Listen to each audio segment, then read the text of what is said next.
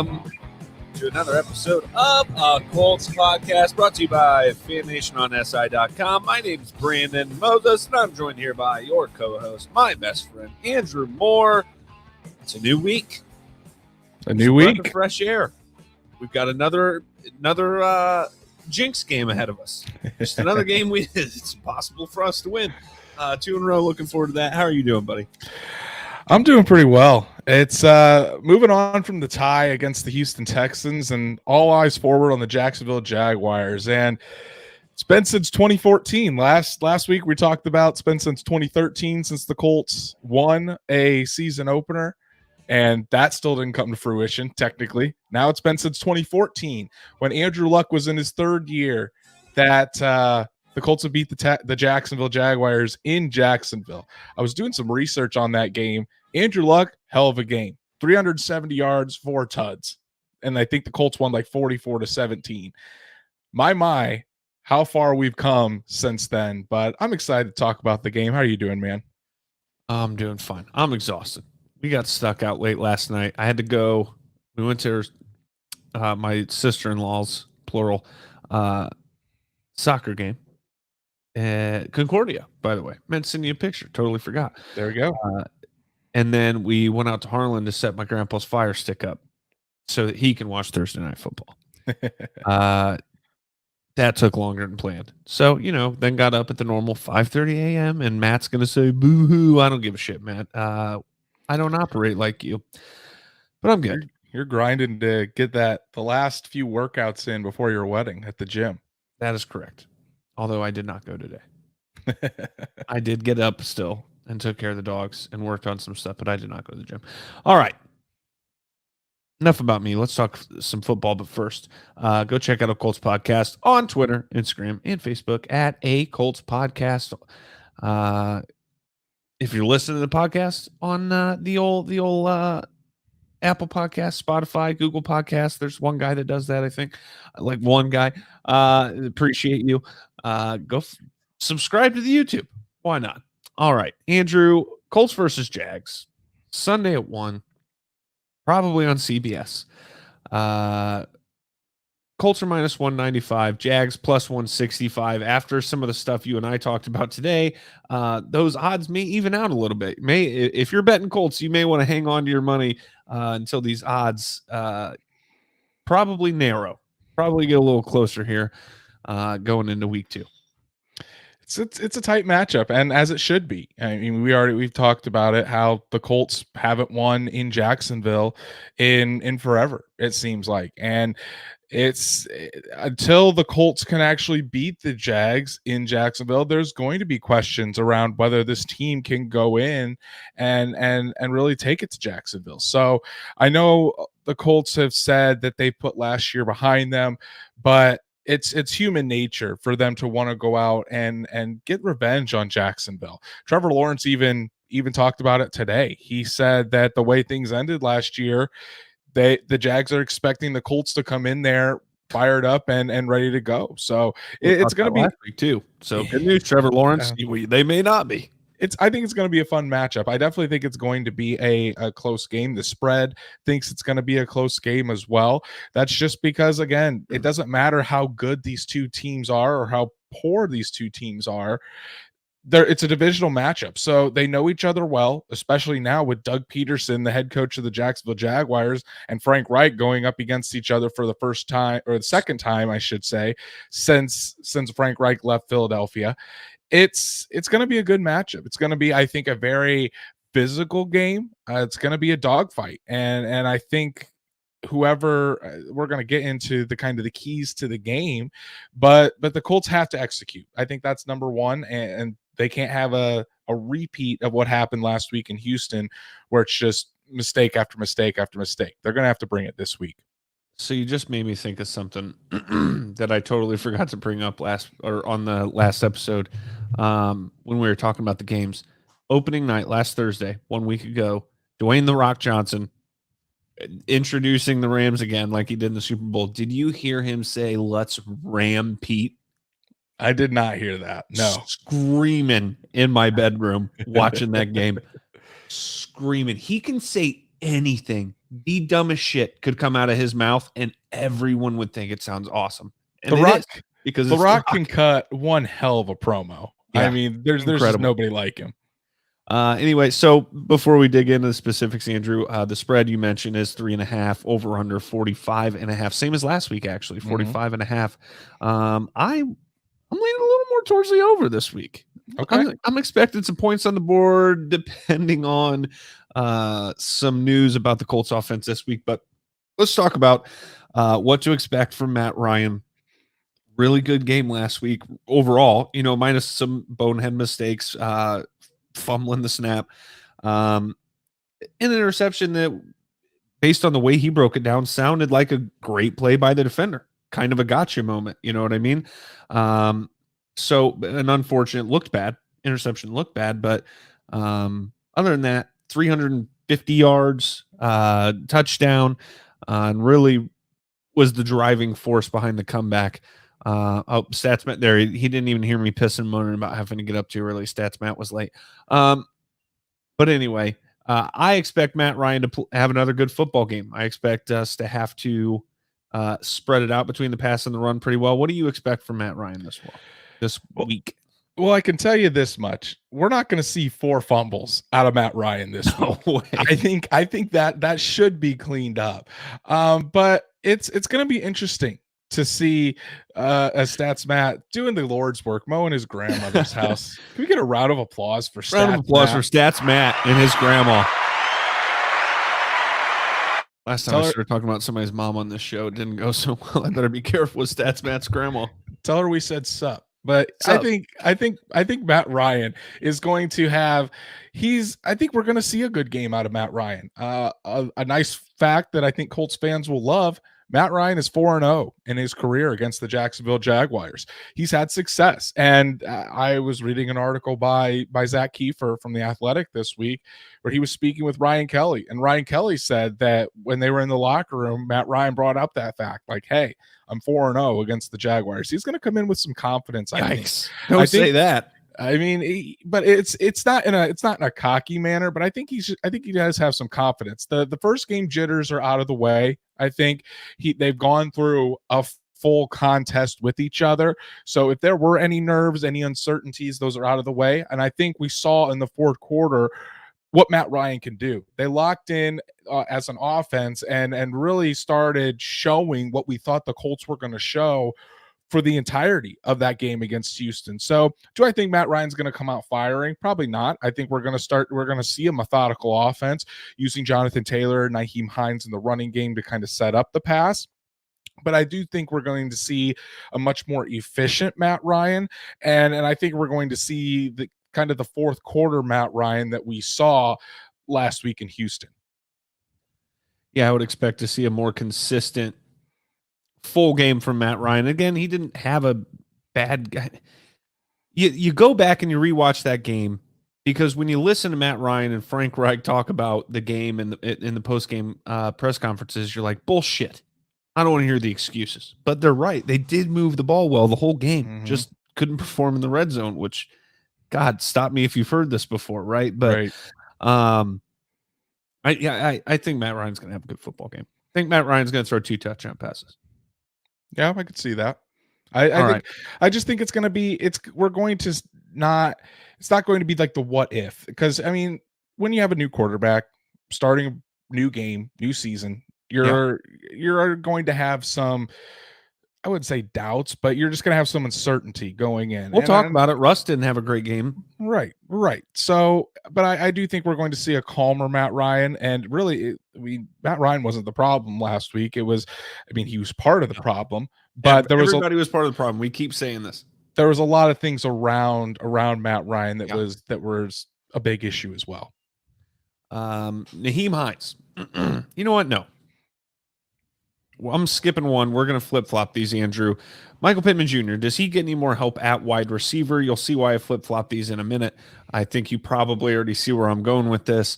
First of all, should we mention Michael Pittman Jr. not practicing right now? We might as well. Michael Pittman Jr. limited practice yesterday, did not practice today. So, 1, does Michael Pittman Jr. play? And 2, if he does, what kind of help is he going to get at wide receiver? I think that's a big question on everybody's mind is, will Michael Pittman Jr. even be out there on Sunday? Because he wasn't out there today, and tomorrow's a huge day, and huge might be even an understatement, because not only is Pittman not out there, but Alec Pierce, who got absolutely rocked in the middle of the game against the Texans, after the game was over, he started developing concussion-like symptoms, and he's now going through the protocol. Now, Alec Pierce was out there today in a red non-contact jersey, so that's always good to see. That's always one of the final steps to clearing the concussion protocol. Yeah. So I think Alec Pierce does have a chance to play on Sunday. Well, it used to be when they really cracked down, when Will Smith came out and said, "Hey, no more concussion, playing with concussions," the NFL cracked down a few years ago really hard. And if you got a concussion in a game, it was almost guaranteed you were missing the next week. It's not quite that bad anymore. So there's a possibility that Alec Pierce still plays. Right. And Stats Matt brings up a good point about how they had to replace his face mask because his face mask was broken and bent after that hit. It was one hell of a hit on Alec Pierce. So that's not a surprise at all. I was more surprised that he actually came back into the game rather than him developing concussion-like symptoms after the game. So, but back to the point. I mean, if let's say the worst case scenario, glad someone got my joke, by the way. Dr. Will Smith. Matt got it. Let's say the worst case scenario does happen. Pittman and Pierce aren't out there. Your top three wide receivers are Paris Campbell, Ashton Dulin, and Mike Strawn. Now, all three of them did make some plays here or there last week. I mean, Paris Campbell had a couple first downs. Same with Mike Strawn. Ashton Dulin had a nice catch deep. He should have caught a touchdown, and he was very hard on himself about that this week. But those guys are going to have to step up. And then you and I were kind of talking about this today. If Pittman does go down and he can't play against Jacksonville, and you see a dramatic... Here it was. Here's what you said. I'm gonna bring it up because if I find it, if the Colts trot out Campbell, Dulin, and Strawn as their top three wide receivers and lose, Ballard's gonna get killed. He will. That's exactly right. It's gonna be rough. And the thing is, he probably should be, because this is what Ballard and Frank Reich have been preaching all offseason. I'm not going to go really too hard on Frank Reich about this, but I am going to kind of be pretty hard on Chris Ballard. If the Colts go out there without Pittman and don't get any production from their wide receiver group, because all offseason Ballard has said they like their group, they like their young core. He sounds like he really didn't even make that big of an attempt to go out and get another Julio Jones, another who was Julio definitely Jones interested, or a star wide receiver, or even a veteran wide receiver next to Michael Pittman to create insurance for this. So if it goes bad on Sunday, there's not gonna be a lot of nice things written about Chris Ballard, and honestly, I'll probably be one of those. Rough to hear. So let's talk about some assistance in the run game. Your question is Nyheim Hines. Or in the pass game, sorry, does Nyheim Hines become more involved in the ground game this week? I ask you, does he become more involved in the game in general, but the passing game? Oh, absolutely. Especially to help out Michael Pittman Jr. Because although, I mean, he had a couple, he was 6 catches. I think he was second leading receiver in regards to receptions and yards. Correct. I don't know about the yardage, but I do know he was second on the team in catches behind Pittman. If only we had a guy to deliver those stats to us. I do think I forgot to change the latency setting on YouTube, so Stats Matt's a little further behind right now than usual. But okay, so yeah, we do think he gets a little more involved. Do you think he's split out? Do you think he's coming out of the backfield? How do you see his participation this week changing? I think if Pittman is out on Sunday, I think Nyheim Hines has a really big role. I think you see the Jonathan Taylor, Nyheim Hines double running back package out there for most of the game. And Nyheim Hines will be put all over the field, whether it's split out wide in the slot, in the backfield with Matt Ryan and JT. Nyheim Hines will be very prevalent because you just don't know what you have with this group, and you want to have your best playmakers out there. So, I mean, because at any point in time, Campbell could go. missing. Doolin could go missing for times. Mike Strawn is a complete unknown still at this point. You would need to have someone out there that you can rely upon, and if not, then the Colts become completely one-dimensional, and I don't think they should run Jonathan Taylor 35 to 40 times in that game. That's how you end up with what was happening with Derrick Henry. What he run? last year. 31 last game. He had 31 carries. So I mean, and while Jonathan Taylor bounces up from every single one of those, I mean, that wears on your body. So if I do think Nyheim Hines, especially if they are down Pittman or Pierce or both, Nyheim Hines will certainly get more looks in the passing game, and I think that's going to be necessary in order for the Colts to have some offensive success. What about the ground game? I mean, the couple of runs he had last week he's just not JT. You know what I mean? And there were a couple times where he bounced to a spot to try to grab more yards that I was saying JT. Like I saw JT make a couple runs where I wish he would have done what Nyheim did on those, but JT still kept seeming to move the pile. Nyheim Hines doesn't move piles.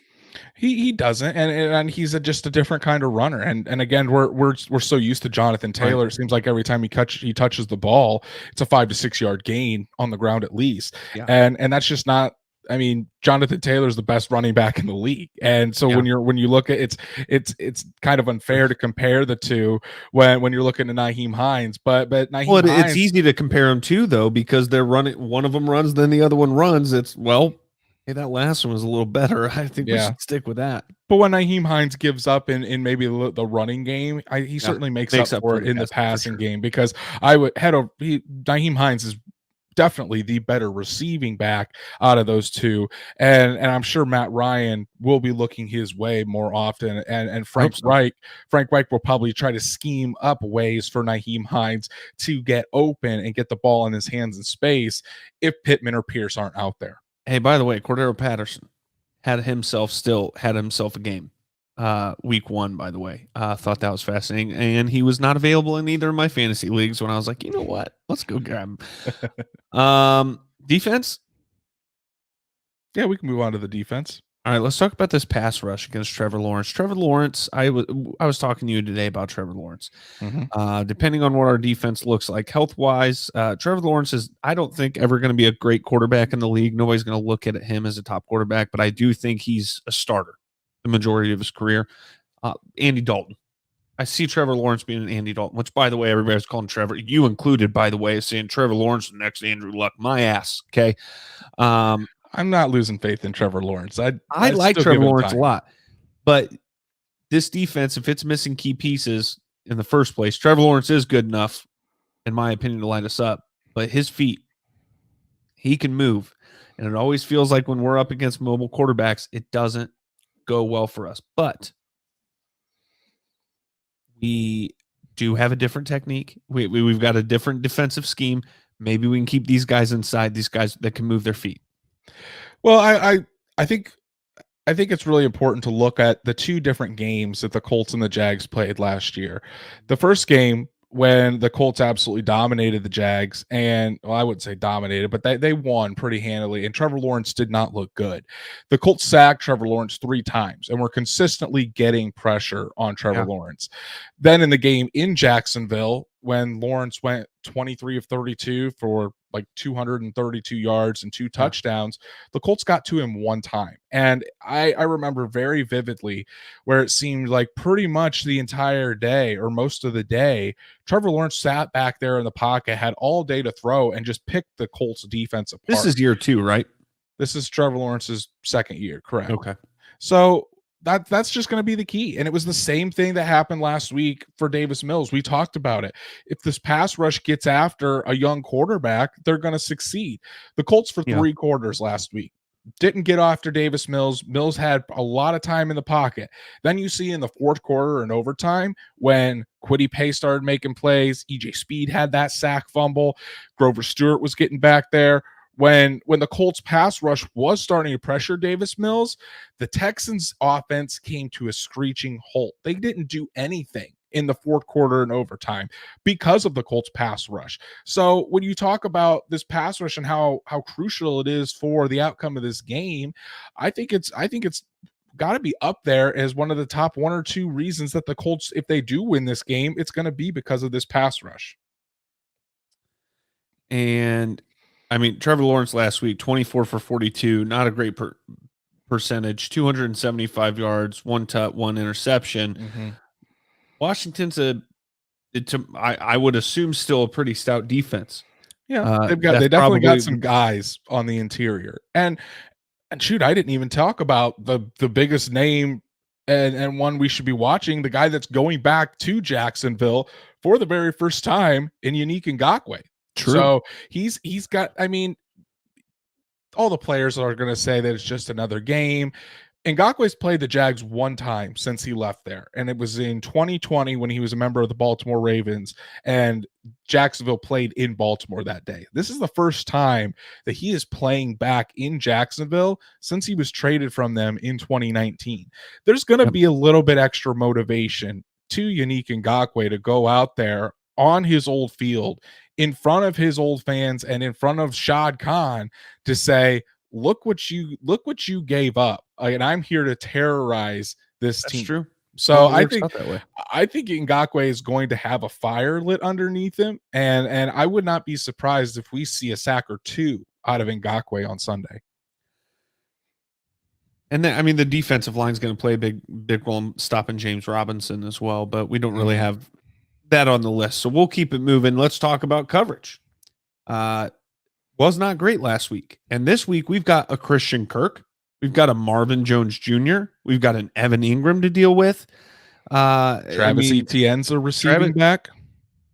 Yeah, I mean, he only had 2 catches last week, but it was week 1. But those are some names. Those are some decent wide receivers and a good tight end. We're going to have to play better football in the secondary if we want to stop those guys. Oh yeah, and looking at the film, you could see where there were lapses in coverage. I mean, we saw both of those touchdowns last week to OJ Howard. Yeah. Both of those, I mean, you would think, oh, where's the safety over the top? Where's Julian Blackmon? But really, that's not Black. I mean, Blackman's back there as the deep safety, as the last line of defense. But really, those coverage breakdowns were on the linebackers. Those for Bobby Okereke, Zaire Franklin, EJ Speed. In this Gus Bradley defense, the linebackers are really asked to cover quite a bit more than they were in Matt Eberflus's scheme. And the man match, you take your man through your zone and really kind of stick on him. And that's where those coverage breakdowns happen. Kenny Moore didn't have the best game. Julian Blackmon, while those touchdowns might not have been on him, he certainly bit on that flea flicker. And there were other times where Blackmon just did not play well. So yeah, you're absolutely right. The coverage does need to step it up because, I mean, Doug Peterson, say what you will, he's a pretty good offensive mind, and he's watching that film and he's probably licking his chops, trying to find those spots where Trevor Lawrence can deliver down the field to the likes of Christian Kirk, who they paid a ton of money to. Marvin Jones had a very good game against the Colts in week 18 last year. And you talk about Evan Ingram, a lot of those seam throws, we saw what OJ Howard did. Evan Ingram could do the exact same thing. So coverage has to be a priority. It really does, because if the Colts don't step it up, even if they do start getting a pass rush or stop the run, it's going to end up in those third down situations. And if Trevor Lawrence can get 9 or 10 on a 3rd and 7 or 8, it's just going to continue to keep the defense out there on the field, wear them down, and it's going to result in long drives where the Colts defense just can't get off the field. I think it was important that you pointed out that the impact that the linebackers coverage woes had. And as Matt says, I think Franklin got credit for both touchdowns by people who understand that defense, which, I mean, it's would it be Franklin or EJ Speed out there when Darius is back? It would be, well, if they're in a 2 linebacker set, it's neither, because it'd be Leonard and Okereke. But I think Zaire Franklin got the start instead of Okay. Leonard, and then EJ Speed was the third linebacker when they were in their base 4-3. Well, neither one of them are supposed to be there as the guy who would have been handling that situation. Well, and I think that's why it's crucial that Shaquille Leonard gets back out there, because even at 80%, I think Shaquille Leonard is probably better than Zaire Franklin and EJ Speed in coverage. And we'll have to see, because I mean, I don't want to jinx anything, but currently Leonard is having a very good week, and he's participated in full both Wednesday and Thursday. So tomorrow will be a big day. We'll see if he practices in full again, and then we'll see if the Colts are comfortable enough with him now with his second or third full week of practice, if they think he's ready to go out there. And I'm sure he would give the defense a much needed lift just with him being out there on the field with them. Is somebody screwing with us? Brandon Moore, that's wild. Somebody fucking with us. What's it? That's wild. What a comment. I should probably plug my computer in while I'm doing that. Andrew, Hot Rod out. All right. And before we talk about who the new kicker will be or is probably at this point, how do we feel about the decision and the wasted no time getting down to it? My grandpa does not listen to instructions. I said, I'm recording from 7 to 8. So if you're having issues with this Fire Stick, I do not care. Poor Hot Rod. I mean, listen, you and I both big fans of the person Hot Rod. Hot Rod comes out and kicks two kickoffs out of bounds, misses the game-winning field goal. And it's not like this was his first strike. This was his second or third strike. And let's talk about those strikes. Let's talk about the old strikes, because I mean, when I talk about it, other than the misses he had when he was hurt, I can't think anything in his 50 plus range percentage. I can't think anything specific that I'm like, oh yeah, well, because this happened this time. Well, I know. I mean, he missed that field goal in Buffalo in the playoff game, which was big. It was very hungover for that game. It was a 30 some yard field goal that he dinked right off the upright. There are questions about his leg strength. And while he made the game-winning field goal against Green Bay, I mean, he did miss those in Baltimore when he was hurt. And to start off this year, missing like he did and kicking it out of bounds twice, the Colts just can't have that. And it's not like it's out of Vinatieri, where you've done it in the league. You have a pedigree that you get the benefit of the doubt. Hot Rod hasn't done it in the NFL. And I mean, you brought up the point, and then Stats Matt kind of says it too. He says you had to do it. If not, it kind of shows you're unable to hold people accountable. That was my point. You and I were talking about it earlier today, and you said I'm kind of glad they did, because it showed some accountability. And you're exactly right.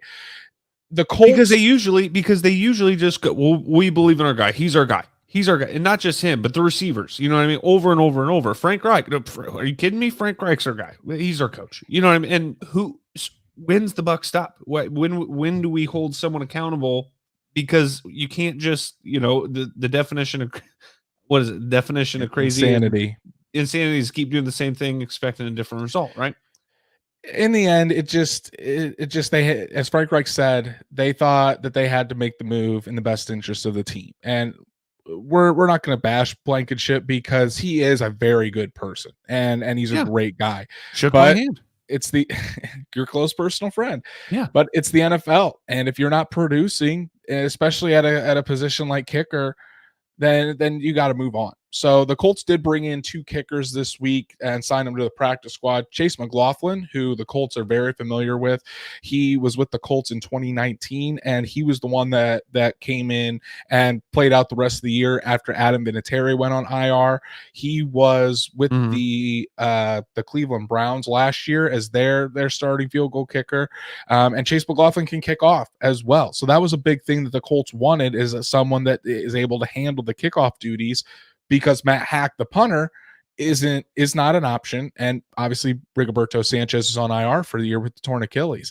And then they brought in a rookie. I don't have the name in front of me. Let me check it real quick. Luke Haversick or Lucas Haversick from University of Arizona. He was a rookie that was in the Colts rookie camp before OTA started, so they have a little bit familiarity with him. He's got a leg for sure. Accuracy wise, he's shaky. So the Colts said that both of them had outstanding workouts. What they're going to do this week is throughout practice, and they've already had 2 out of their 3 practices, they're going to continue the competition all week. And whoever has the best week in practice, whoever looks the best, that's the guy that's going to get elevated from the practice squad and kick for the team on Sunday. So yeah, if I had to guess, it's probably going to be Chase McLaughlin because he's been here before. He's been a starter in the league.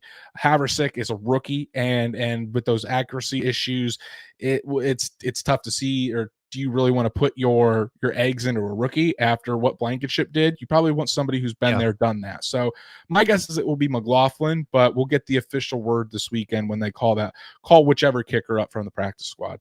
Dwayne in charge. Thanks for joining us. Go check out Monday's episode for the recap of last week's game. Glad you're here. All right, Andrew, X Factor for this week. So if you've read my work on Horseshoe Huddle, you already know who it is. Unique Ngakoue. The guy 2 weeks in a row, Andrew picks Unique Ngakoue. Last week was DeForest Buckner, buddy. I swear it was Yannick. It was Buckner. But hey, same group, same defensive line. And look, when you have one of these young quarterbacks, you got to get pressure on them. That's your biggest chance of success against these guys is getting pressure, making them feel uncomfortable. And that's what I think Ngakoue is going to set out to do, especially with that extra motivation of being in Jacksonville. His debut in a Colts uniform really wasn't the best. You didn't really hear much from him, but so I think he's going to have a little bit more fire underneath him, and he's going to go out and try to attack Trevor Lawrence. I'm going to go ahead and steal Stat Matt's because he says Braden Smith because of Josh Allen.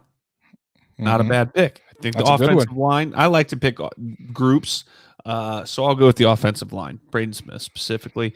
Great pick by me.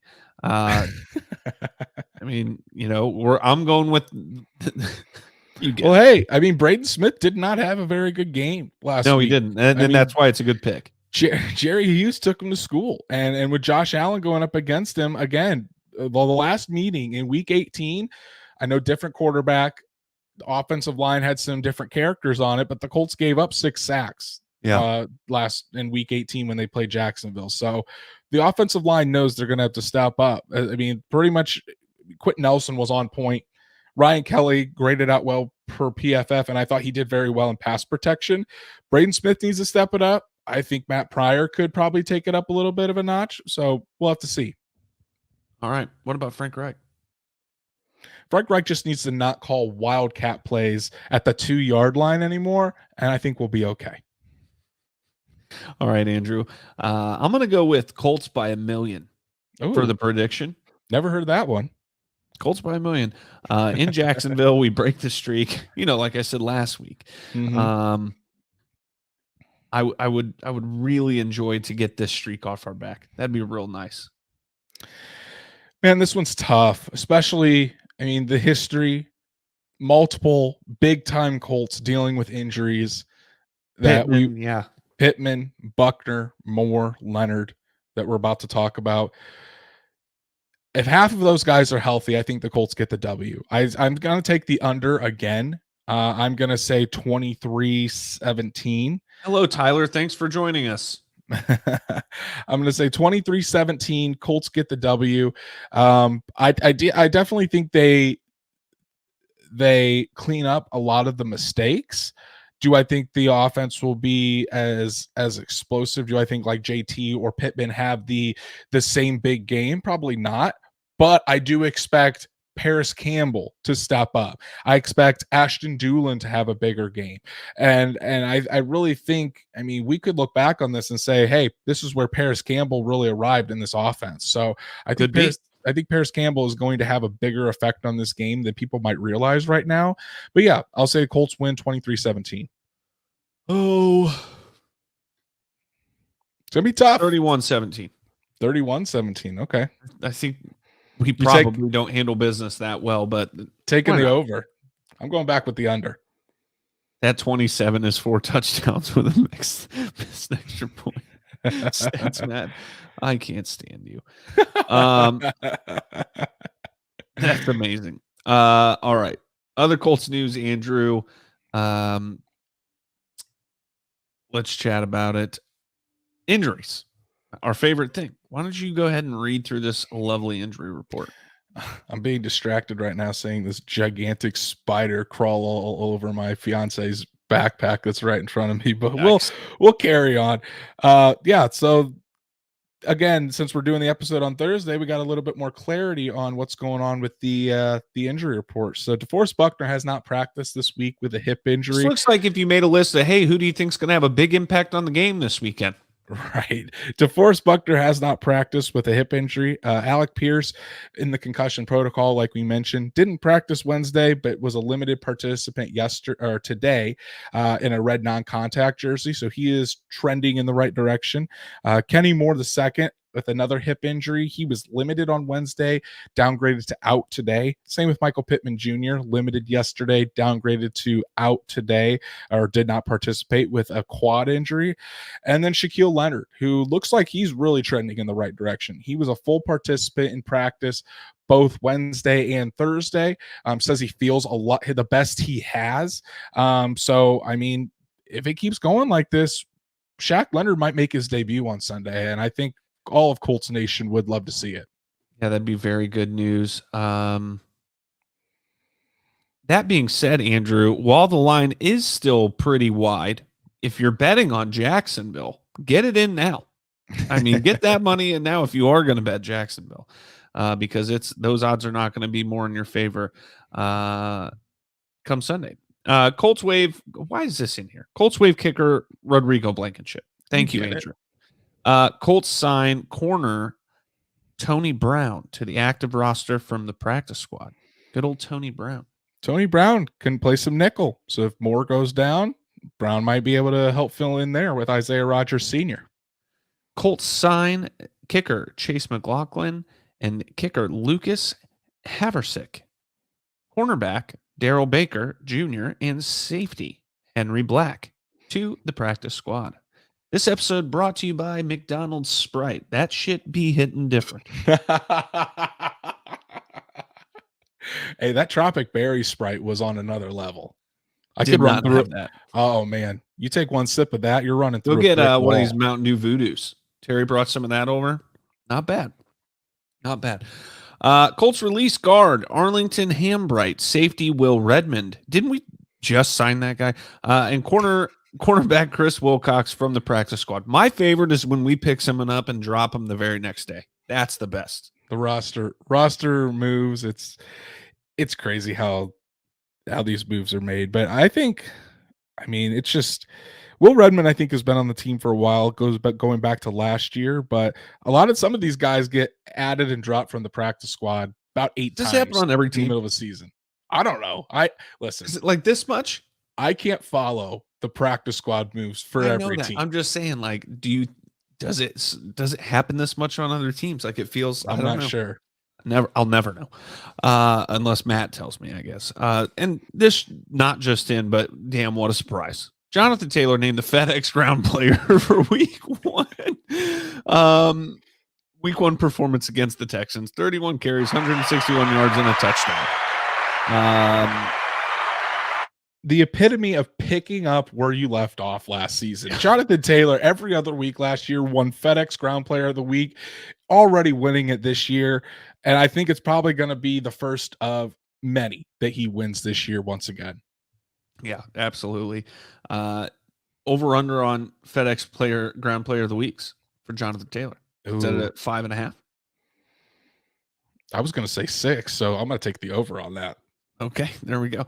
All right, Andrew, let's talk about we'll go to I didn't make a thing for the one game we missed. Seahawks Broncos. Seahawks win 17-16. Didn't see that coming. That was some of the fastest, hard hitting Week 1 NFL football I have ever seen. Mm-hmm. That football game was electric. Yeah, I mean, low scoring game, realistically, most electric 2 teams under 20 points football game I've ever seen. I mean, those guys were flying, a lot of emotion. Russ did not play great. He looks fat as fuck. I mean, or he got new shoulder pads or something. He looks very big around this area. Were you expecting them to boo him like they did? Absolutely fucking despicable. I did not in 100 years. I was like, oh, they're going to give him a standing. They're going to give him a standing ovation, and then once the game gets going, they're going to be really loud. But I mean, coming out of the tunnel, they were wow. I was not expecting that. I mean, he did force his way out of Seattle. You know, Peyton Manning didn't force his way out of Indy. Tom Brady probably kind of forced his way out, but he's Tom Brady. But do those and trust me, I lived around these morons. Do those morons realize that man won them a Super Bowl? I guess not. People forget. Apparently, very quickly. Forget. I don't know if you probably weren't up this late watching the end of the game. First half. But at the end of the game, I was watching the Manning cast, as one does when the Manning cast is available. Although specifically that game, at least the first half, probably was more fun to watch the regular broadcast, but I did not. It makes it harder when Joe Buck and Troy Aikman, because I love those guys when they're calling a game. I forgot that it's them. But Peyton Manning at the end of the game, when Nathaniel Hackett was not calling timeout, and Peyton Manning is just sitting there doing this, someone counted it up, and Peyton Manning called timeout 62 times within those 30 seconds. Posted it on Instagram. Hilarious. That is wild, and it was very funny. I don't understand it really either. Why you would settle for a 60-some yard kick from your field goal kicker when you have Russell Wilson back there and you're paying that man $250 million. Nathaniel Hackett, buddy, not a good debut for you as the head coach of the Broncos. Not where it counts, right? Time management. That's the biggest thing a head coach, like those moments, and he did not do well there. Right. I was bummed for us though. But I mean, had to have just been an electric feeling in Seattle. I went and saw the Colts beat Peyton Manning his last time in Lucas Oil Stadium. Absolutely electric feeling. I mean, that's a wild thing to experience. Andrew, we did not do so hot. I don't think many people did very hot. I mean, what a week. The pick'em standings. Andrew is in the lead. He got 8 out of 15 games. He's at 53%. I got 7 out of 15 games. I'm at less than 50%. 47. See, the thing is, I got 8 out of 15, and I'm still in the 70th percentile on ESPN Pick'em. So people did not do well with their picks this week. So let's do better this week. What do you say? Let's get started. Week 1, week 2, tonight. Getting ready to start soon. It kicked me out. We have the Los Angeles Chargers 1-0 going up against the Kansas City Chiefs 1-0. Both teams look good. I think the Chargers played a better football team in the Las Vegas Raiders, which makes this a lot more difficult to pick, but the Chiefs spread the ball around so well. That offense looks so good that I'm at home. I picked the Chiefs. In LA, maybe the Chargers. It's going to be a very close game, and I'm going to give the Chiefs the edge because what you just said, they're at home in Arrowhead, and Arrowhead is going to be fired up. I saw a tweet from James Palmer, NFL Network, who covers the Chiefs out there. He showed up to the stadium this morning at 10:51. There was already probably a line, a quarter of a mile long, of people just tailgating, waiting to even get into the parking lot before this game. So I'm going to go Chiefs tonight. They looked fantastic last week. I think they continue it this week. Chiefs money line, Chargers spread. I thought about that as well. Matt says he's scared to watch this game because we play both. Not a bad point. Jets are going to Cleveland against the Browns. And again, same theory I had against the Panthers. The Browns are a better football team without Deshaun Watson than the Jets are. I think Jacoby Brissett goes 2-0. I think the Browns do it. The Jets really don't have any firepower, especially if Joe Flacco's throwing the ball again. I'm gonna go Browns. How many games is Deshaun Watson suspended? 12? 11. Browns are 10-1. And all the Deshaun Watson haters are calling for Jacoby Brissett to keep the starting job. What do you want to bet? I bet you $1 million. I'd love for Jacoby Brissett to do well in Cleveland, but I don't think he's going to do that well. I would just piss my pants laughing about it. Next up, Andrew, the Washington Commanders, I almost called them the football team, are heading to Detroit, who played a pretty good football team or played a pretty good game against a team we think is going to win the NFC East. So one would think we think that team is going to be pretty good. Detroit played well. What say you? I say the Lions. I say they get the dub in Ford Field. I think they're going to get. I think Aiden Hutchinson. Wow, that was a little strange about you. I think Aiden Hutchinson's going to attack Carson Wentz. He's going to give him some fits. So I'm going to take the Lions in this one. I think they played pretty well last week. I like the Lions as well. That defense is, I think the defense, they gave up 36 points, but I think the defense is going to be good. Jamal Williams, by the way, knock it off with your no yards and 2 touchdowns bullshit when I'm playing you in fantasy. Okay. Tampa Bay going to New Orleans. This is a game that everyone's going to pick the Bucs. As a matter of fact, 78% of people. We are going to add that to that total, I bet. And somehow, some way, Jameis Winston's going to beat the Buccaneers again. But I'm going with the Bucs anyway. I'm going with the Bucs too, but I hate it because Mike Evans did not practice. Chris Godwin did not practice. Julio Jones is healthy. Julio Jones did not practice today. So rest day. He never practices on Thursdays. All three of them did not practice. And ever since Brady has joined the Buccaneers, I don't think they've won in New Orleans. So this is a tough one. I'm going to go the Buccaneers just because I think Brady pulls it out somehow, but I would not be surprised one bit if New Orleans wins and goes 2-0. I didn't watch the Bucs game this past weekend. And also, was it a good game? I don't know. Sunday night against the Cowboys. Oh yeah, I watched first half. Then never mind, I lied. Carolina going to face the New York Football Giants. Panthers have the public on this app, Andrew, 52%. Giants at 48. I until the Giants lose a game or until they play an actual football team, I'm going to go with the Giants. Oh, I thought we were going to differ on this one. I'm going Giants as well. Brian Dable, Baker won't get this one. He's got some cojones too. I'm going for it on 4th down. Saquon Barkley looked like the Saquon Barkley of old, and Carolina's defense did not look great last week. So I'm gonna go with the Giants. I believe Stats Matt just dropped a false stat. He's never beat them in New Orleans. I thought it was New Orleans as well, but I could be wrong. Stats Matt knows things, so I'm going to start over. The Patriots are heading to Pittsburgh. Vegas says Patriots. The public is apparently saying the Steelers. I like the Steelers after the way they played against the defending AFC champs this past week.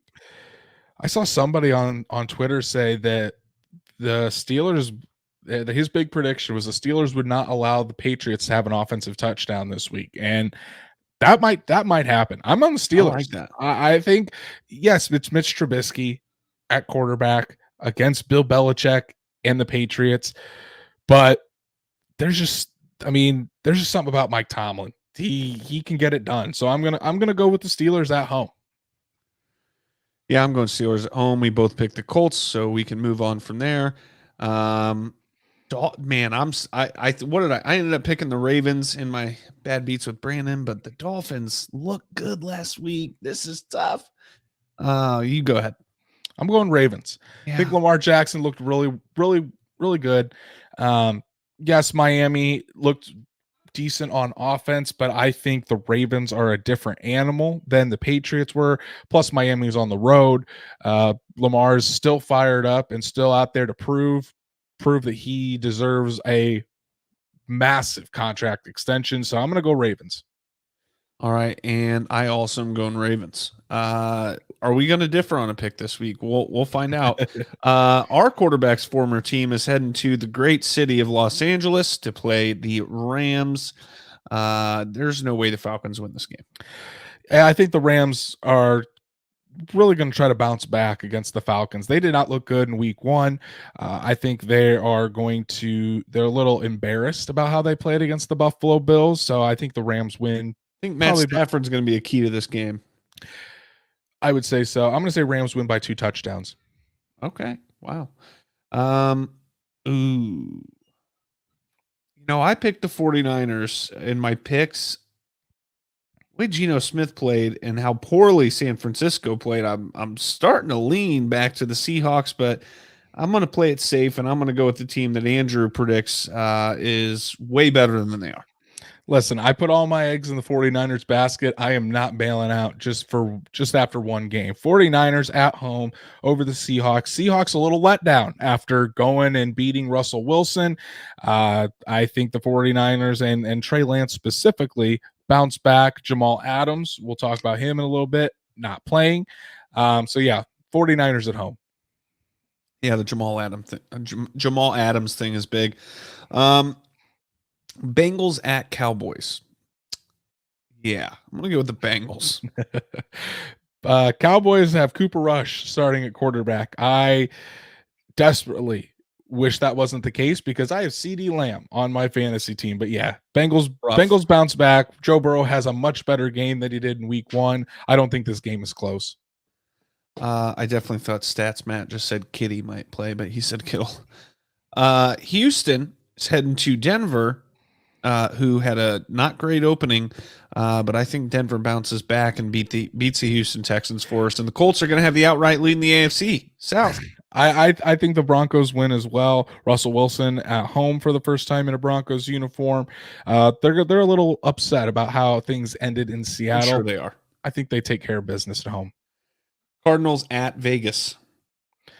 Going with the Raiders. Raiders did not look great, but I think they put it all together this week. I think it's different when you don't have the pass rush of Joey Bosa and Khalil Mack. Yes, yeah. I know the Cardinals have J.J. Watt, but I think that the Raiders are going to they're going to get back in the winning ways. They're at home as well. So Cardinals start out 0-2 for me. We might pick them all the same this week. This seems like a pretty straightforward week for most of these games. Most of the games. I'm going with the Raiders as well. So that was an Andrew line. Andrew says, I'm going with the Raiders as well. Chicago Bears are going to Green Bay, and this is another one based on week 1 performances. I want to lean Chicago, but I just can't pull the trigger there. Aaron Rodgers, part owner and all. So Green Bay Packers. Yeah, I'm going Green Bay as well. Justin Fields, while he did not look good, I don't think he's going to look much better against the Packers. Aaron Rodgers is pretty hot about how last week went against the Vikings, and I think he's going to get his revenge against the Bears. All right, Titans heading to Buffalo. Thank God for this matchup.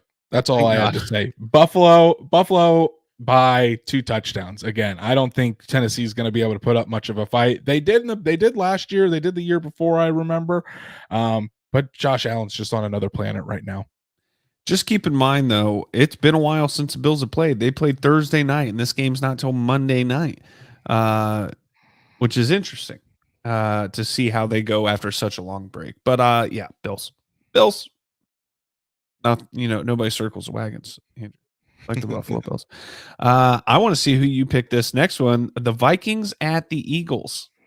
See, Vikings looked pretty good, but I'm going with the Eagles. A.J. Brown, Jalen Hurts, Coach Sirianni, Eagles at home. I'm going with the Eagles on this one. I am going to go with the Vikings. There we go. The lone game that we differ on. That's the one. Monday night. We won't know till late Monday. I won't know till early Tuesday because I'm not going to stay up that whole game.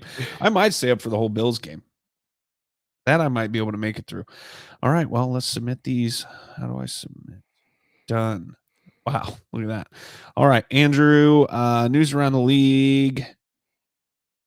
The Steelers linebacker TJ Watt does not need surgery on torn pec and is expected to miss 6 weeks. Steelers have placed him on IR, meaning he will miss at least the next 4 games.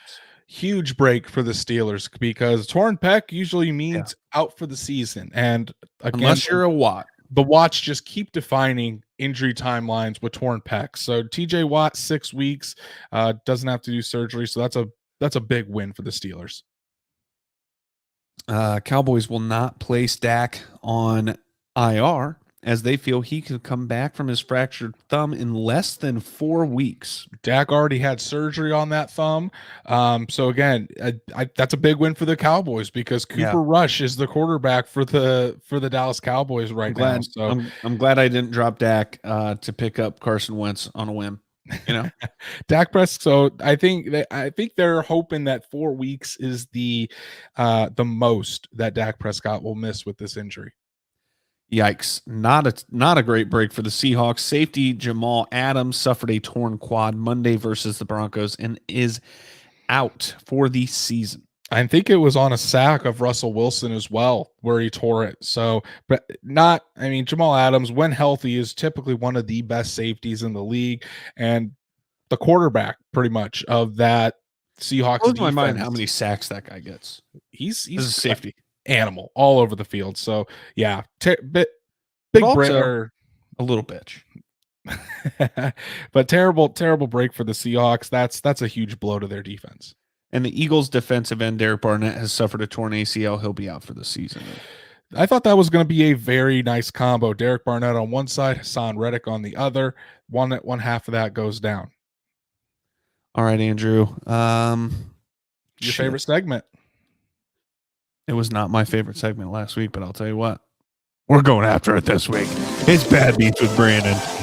All righty. I did not do a lot of bets this week, Andrew. However, I do have my every game parlay for the week.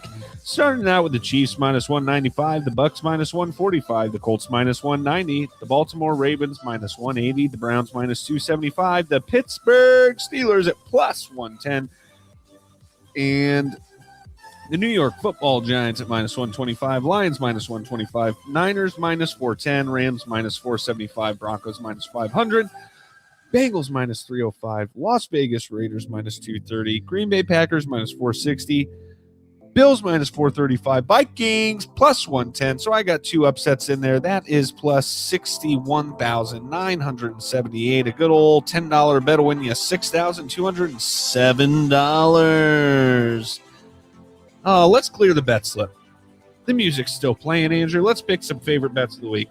We're going to pick the Chiefs money line. We're going to pick the Browns money line. And honestly, I'm so confident I'm going to go ahead and pick the Steelers money line. I like that. Rams money line, Denver Broncos money line, Cincinnati money line. I'm feeling good about all these. The Bills money line at plus 946. So there, a good $10 bet wins you $104. Not a bad profit there. Not bad. Go take that profit. You have anything else for the wonderful folks at home? Going to be an exciting week too. Very, very excited. A lot of questions on the Colts end will be answered tomorrow, injury wise.